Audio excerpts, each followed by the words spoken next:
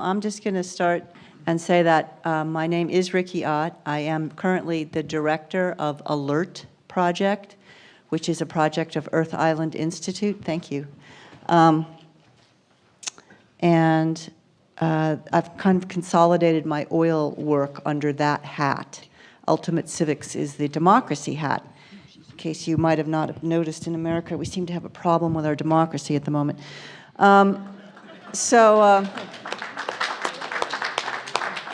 Yes, I'm trying to teach 5th grade on up how to get it back. But anyway, and I found a good place to bring this information is actually in oil corridors, where people have realized they don't seem to have a say in what happens in their backyard anymore. So this would be the fracking corridors, the pipeline corridors, and the oil spill pre or post. And people are more inclined to be ready to step up and refine their voice and refine their authority. I mean, the government exists by our consent. Okay, so at any rate, now putting on my alert hat, we just did a rulemaking in the United States, which is to say that our equivalent of Environment Canada, the EPA, Environmental Protection Agency, opened up the National Contingency Plan for public review and comment, and there was a 90-day period. And I'm going to get back to that at the end of my talk, but all this to say that alertproject.org has some webinars and information that you might be interested in. I'm actually going to start with, of course, this is the Exxon Valdez, March 24th, 1989. But 6 weeks before this, we had our wake-up call in the form of the Thompson Pass, which was loading oil at the marine tanker terminal, and there were some hull cracks, and it spilled 70,000 gallons, which is about 10 times what spilled in English Bay. 2 weeks later, the Cove leader did exactly the same thing and spilled half of what you spilled in English Bay. Both times, this is at the marine terminal where all the equipment is supposed to be stored, where all the responders are. Both spills got away. And one, the smaller one actually, 3,000 gallons, traveled the farthest because there was a storm and it hit a nearby marsh. So all of us are doing exactly what you are doing. The fishing industry, the native community, the communities nearby were saying, we have a problem. Coast Guard, EPA, federal government, state governments, industry, you did not respond. This was a failed response. And poo-poo, poo-poo, and 6 weeks later, this. So I'm really encouraging you to use this smaller spill as a wake-up call. I'm really heartened to see all of you here. And there are things that we can do. So with that, I'm going to just talk over some slides. This, of course, is our March 24th. Then we heard the news, oil in the water, lots of oil killing lots of water. It's too shocking to understand. Never in the millennium of our tradition have we thought it possible for the water to die, but it was true, and this is Chief Walter McGannick, who's since passed, very eloquently describing the shock that we all felt. And again, I mean, your crab fishery, and we instantly had the concern about everything. The snails, the barnacles, the chitons, dead, no fish this year. Instead of gathering life, we gathered death. Dead birds, dead otters, dead seaweed. And I think the sound that hit us the most was the silence. This was March, and everything was supposed to be coming back. And I do have a PhD in this, but I found it was actually worthless, pretty much, other than getting me out in front and explaining that this is probably going to be a longer-term event than what we're immediately seeing now, because I was never trained how much this hurt. And I really wasn't prepared for that. And I ended up writing 2 books. We went through 2 paradigm shifts with this oil disaster. One was that the scientists all told us there would only be short-term harm. And of course, there wasn't. We still have no herring fishery, none, which means that people, herring fishermen from 26 years ago, are still incurring harm from something that happened 26 years ago. We have a very small herring nucleus population, but it hasn't come back to the excess capacity where we can harvest the excess. So that is still hurting us to this day. So that was one paradigm shift where we found that oil is much more toxic than we thought. And I'm saying we a lot here. It's because I keep going from my science hat to my fisherman hat. But I'm going to talk a little bit more about that discovery about the polycyclic aromatic hydrocarbons. It's actually in my first book, Sound Truth and Corporate Myths, The Biological Impacts. And we can get more of those copies up here. I think they would be helpful for you all. And then there's the psychosocial impacts. And that was also a paradigm shift, because what the sociologists determined was that the natural disasters, the floods, the fires, the earthquakes, they're supposed to be bonding experiences where people come together to put out the fire or to build the dikes to keep the river back. And they're supposed to bring a community together. And they kept applying the mental health model of these man-made disasters, Chernobyl, Bhopal, and it wasn't working. Well, a man-made disaster, you can't sue God in a natural disaster, but in a man-made disaster, there's somebody you can point a finger at, and it ends up being very divisive. And some people have a claim, the people who are physically oiled, that this is maritime law, this is very old law, no touch, no foul. If your property was oiled, you have a claim. If your fishery was oiled, you have a claim. Well, if you're a restaurant owner and you're expecting the good fishing harvest, the fishermen to come in and spend at your restaurant, suddenly there's nobody coming in because there's no money, sorry, you don't have a claim. So it's very divisive. Some people have claims, some people don't, when everybody in the community was hurt. And that became the subject of the second book, which is Not One Drop, which is now a peer listening program that is how you heal the collective harm and get people to get their center back again and out and creating for the greater good. And it's actually called a peer listening program that was put together by Dr. Steve Picou, sociology. So I'm very happy that I feel right at home with the humanities here. I think it's more about that than anything else, really. Our people get sick, elder and children in the village, workers on the beaches, lots of sickness this year. The oil companies lied. Now, the thing is, and I know in these bigger spills, you hear this, we will make you whole. Bring us your claims, we will make you whole. Well, when I've since been called into other disasters, I spent a year in the Gulf of Mexico dealing with the communities there who were injured by the BP disaster. I was called to Michigan to deal with the Enbridge tar sand spill, and I've been in that community. I've been in the Mayflower, Arkansas community dealing with people, and it's not just in and out. I maintain relationships, and I keep going back, all right? And I will tell you that when I went down to the Gulf, like the 7th day in, and I looked at a crowd of fishermen down in Venice, and I said, BP is going to come and tell you, we will make you whole. And I said, I'm here to tell you that they don't even know, they can't even begin to understand what it is you will lose. And I said, in Alaska, I said, ladies, how much is your marriage worth? How much is it worth not to have your husbands beat you? How much is it worth not to have your sons commit suicide? You can't put a price on this. There is no going back. There is no making you whole. There isn't.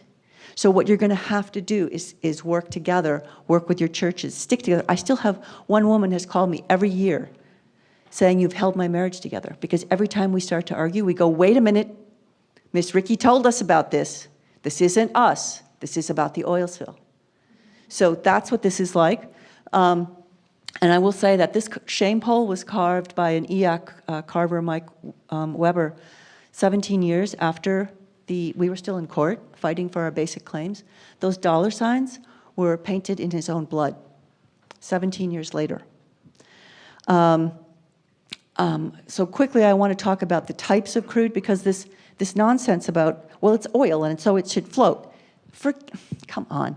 So the oil that when I say we here, I mean the US and Canada. When we designed our national contingency plan, it's called in America, and national response plan, it's called here. I read your Canadian one yesterday, okay?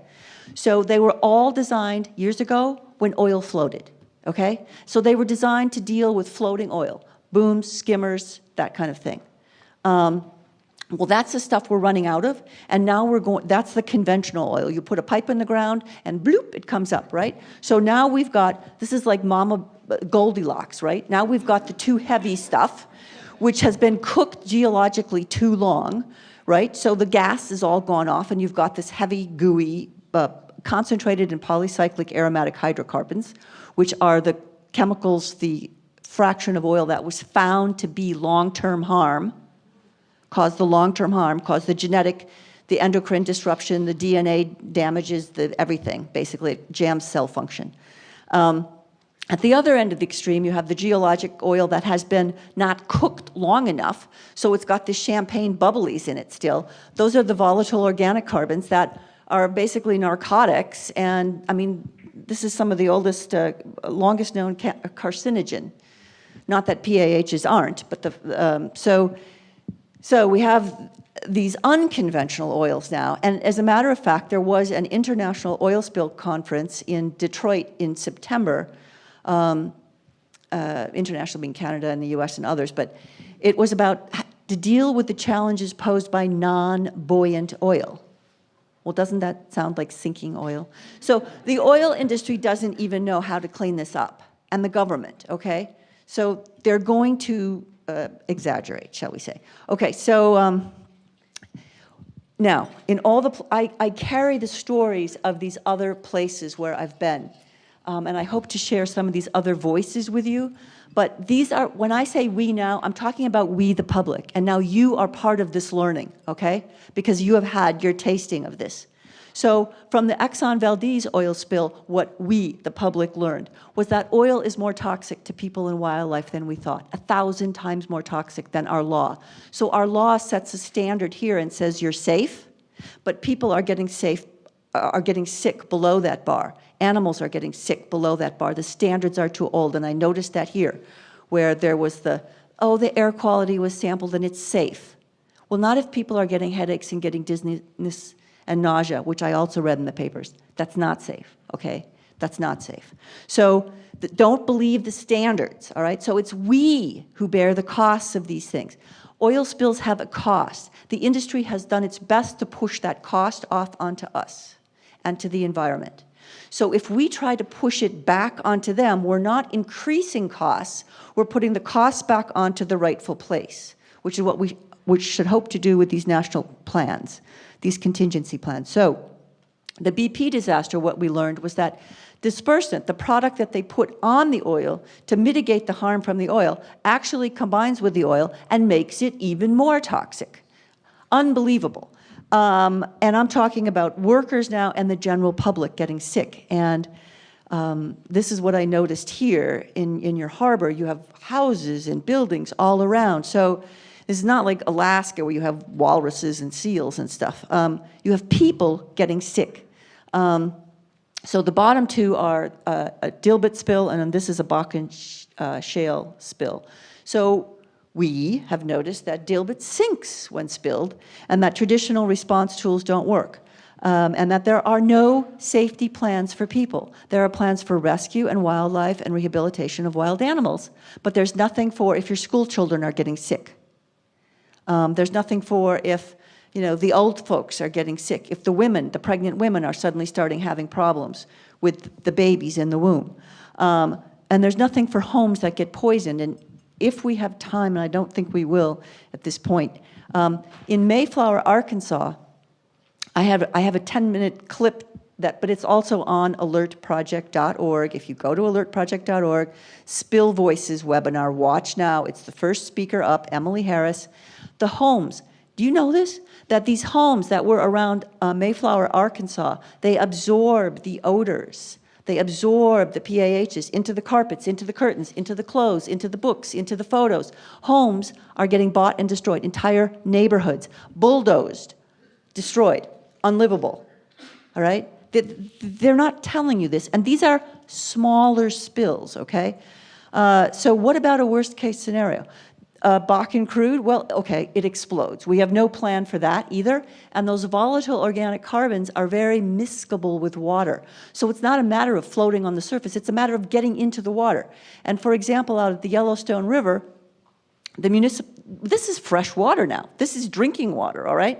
So municipalities of 5,000 people have had to close their water intakes. Well, where's the plan for that? Where's the plan for alternative water supply? Where's the plan for temporary housing? Doesn't exist, okay? And also, response tools don't work in ice. Basically, at Yellowstone, they all went, I guess we have to wait till the ice melts. That's not acceptable, all right? We need to start pushing on these laws that say, in the US, and I haven't checked your laws yet, I just read your contingency plan, but in the US, it's backed by a law that says the operators, whether it's rail cars or pipelines or tankers, you have to have a viable contingency plan. You have to be able to clean it up. What if we started saying, you don't have one? You can't transport it. It could be that there's a back door to this, okay? So here's what we learned with Exxon Valdez, and this is the fishermen's blockade of Valdez Narrows. And I don't have a watch, which is a very dangerous thing. There's one there. Okay. So I definitely will not be showing the video. But anyway, the fishermen's blockade, one of the things we learned was that oil exposure, this is just oil, may reasonably be anticipated to cause death, disease or infection, behavioral abnormalities, cancer, genetic mutation, endocrine disruption, reproductive malfunction, or other physiological malfunction in exposed organisms and their offspring, including humans. At the South Korea spill, it happened over Christmas break. There were high school students. I happened to be teaching down in California, and 8 of the students went and came back, and I asked them to give a slideshow with me, and they physically described being sick, vomiting, throwing up. Children don't have the endocrine system, it's an enzyme system that's our bodies make when it detects PAHs. That is not fully developed in children. Mixed function oxidase system is not fully developed till late teenage years. What South Korea, I've been to South Korea 3 times, and that book has been translated into Korean. What they shared, the university there shared that children, just by breathing the air, there was genetic mutations. Yeah, just by breathing the air.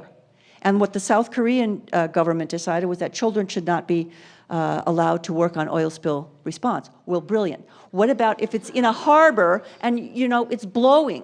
What does that mean for children, right? Okay, so here we go. BP, Deepwater Horizon. Obviously, this stuff, I noticed a lot of information here that said, if the visible oil is gone, you should be okay. Don't touch the oil. Well, okay, what about breathing it? What about the stuff, these legs, by the way, are a direct hit of Corexit. It's chemical burns.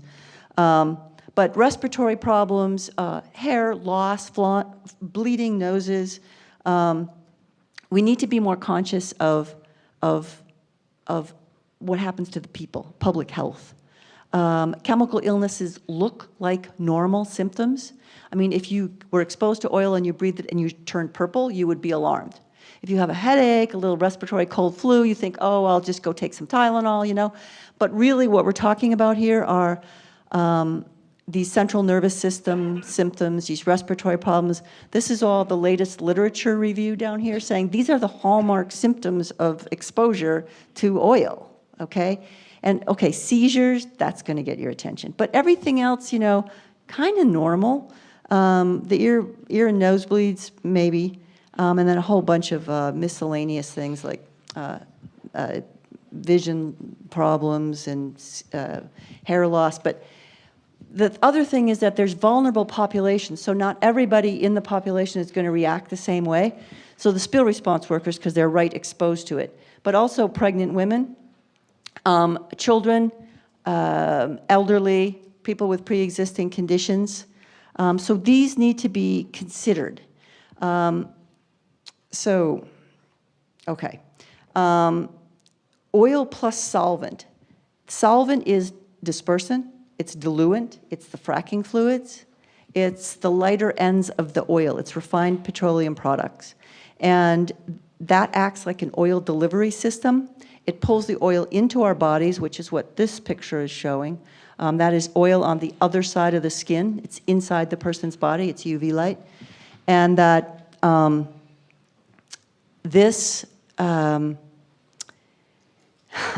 it targets the same organs of the body as oil, so it's like getting a double whammy.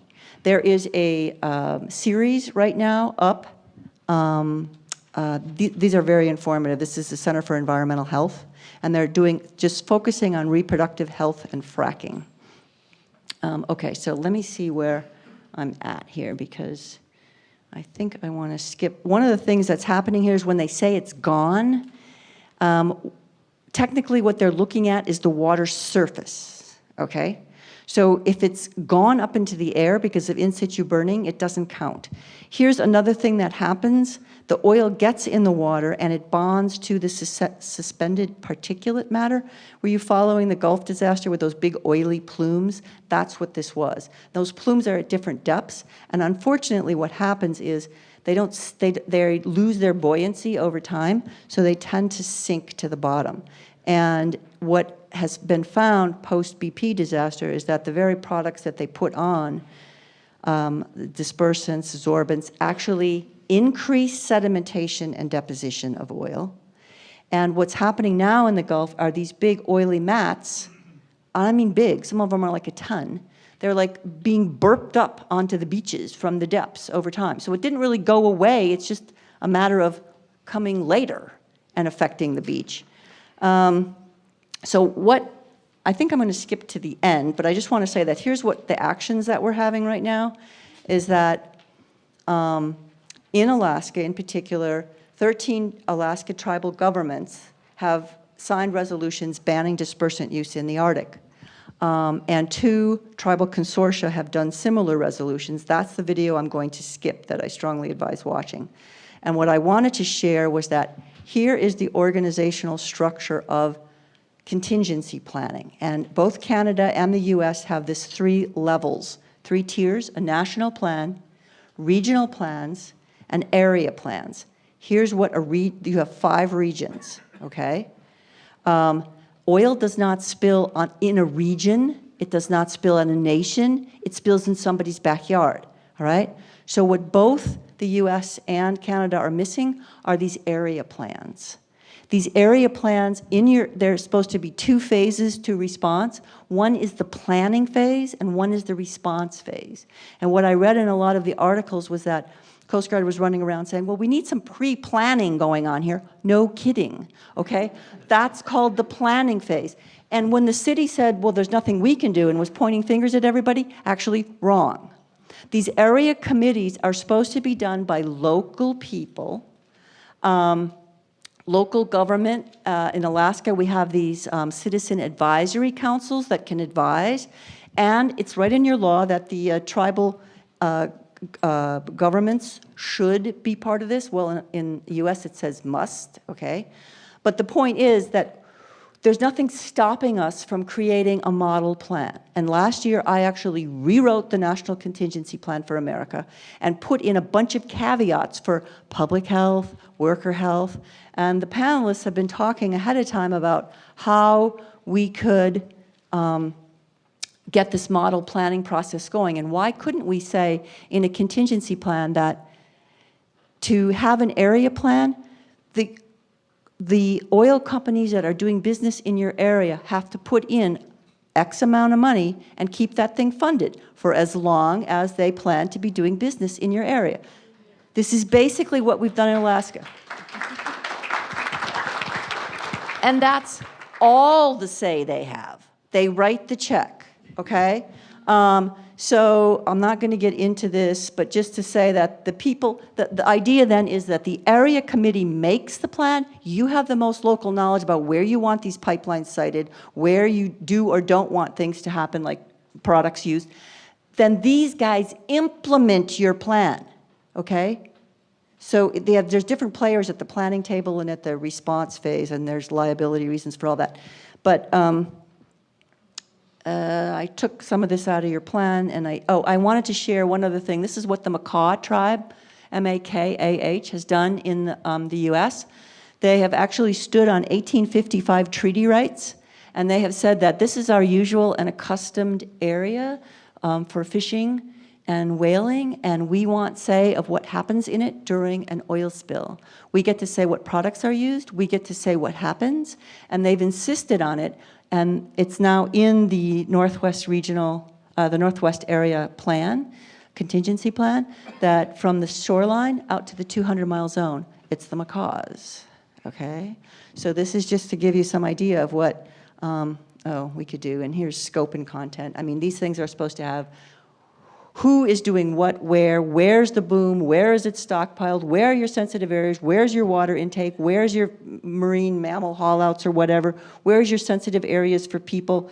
There's an annex for wildlife. We'd also like an annex for workers and public health. Waste disposal, I mean, come on, you have to follow this all the way out. In BP disaster, this oil got put in public landfills and is leaching into people's gardens, okay? So number of workers, I mean, we have all kinds of ideas here, how to put observers in, how to make this really safe, how to minimize harm. And yeah, and I think that's it.